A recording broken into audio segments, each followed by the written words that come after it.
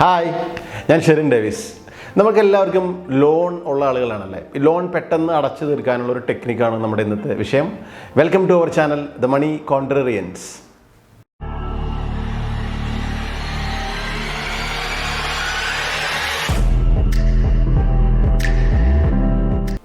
നമ്മളെല്ലാവരും മിക്കവാറും ലോൺ എടുത്തിട്ടുള്ള ആളുകളായിരിക്കും അല്ലേ. നമുക്ക് ഒരുപാട് ലോണുകൾ ഉണ്ടാവും. അതായത് കാർ ലോൺ ഉണ്ടാവും, അല്ലെങ്കിൽ ചിലപ്പോൾ ഹൗസിംഗ് ലോൺ ആയിരിക്കും നമുക്കുള്ളത്.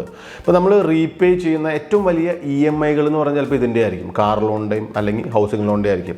അപ്പോൾ അതിൻ്റെ EMIയുടെ എമൗണ്ട് കൂടുതലാണെന്ന് മാത്രമല്ല, അതിൻ്റെ ടെന്യൂറും അതിൻ്റെ കാലാവധിയും ചിലപ്പോൾ ഒരുപാട് ഭയങ്കര കൂടുതലായിരിക്കും.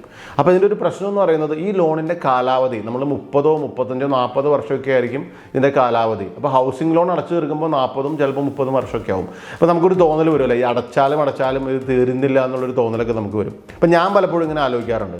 നമ്മൾ ലോണിൻ്റെ EMI നമ്മൾ വളരെ കൃത്യമായിട്ട് അടയ്ക്കും, പക്ഷെ നമ്മുടെ പ്രിൻസിപ്പൽ എമൗണ്ട് അത് കുറയില്ല. കാരണം അപ്പോൾ അത് എന്താണെന്നുള്ളത് നമ്മളൊരു പക്ഷേ ചിന്തിച്ചിട്ടുണ്ട്, ഞാൻ ചിന്തിച്ചിട്ടുണ്ടാവും, അതുപോലെ നിങ്ങളും ചിന്തിച്ചിട്ടുണ്ടാവും.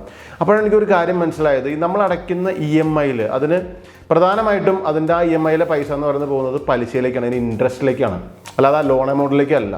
അപ്പോൾ ഞാൻ ചിന്തിച്ചു, പക്ഷേ ഒരു പ്രാവശ്യം എനിക്ക് എക്സ്ട്രാ, അതായത് EMI അടച്ചു കഴിഞ്ഞിട്ട് എക്സ്ട്രാ കുറച്ച് പൈസ കിട്ടി കഴിഞ്ഞപ്പോൾ ഞാൻ ആ പൈസ മുഴുവനായിട്ട് ഈ ലോണിലേക്ക് റീപേ ചെയ്ത് നോക്കി.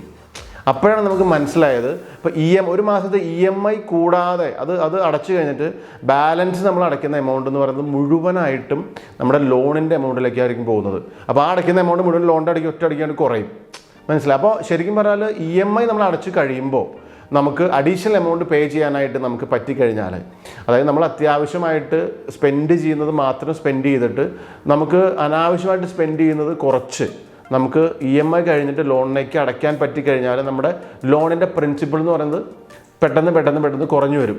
നമുക്ക് ഈ ലോൺ 30 വർഷം 40 വർഷമൊക്കെ കാത്തിരിക്കേണ്ട ആവശ്യമില്ല. അപ്പോൾ നിങ്ങൾ ഇന്ന് മുതൽ ശ്രദ്ധിക്കുക, നമ്മുടെ EMI എന്ന് പറയുന്നത് മാത്രമല്ല, നമുക്ക് അഡീഷണലായിട്ട് നമുക്ക് ലോണിലേക്ക് പേ ചെയ്യാൻ പറ്റും.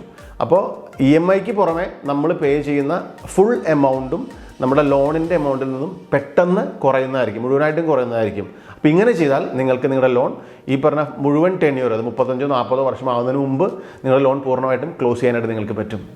We are here to create investment winners. Thank U.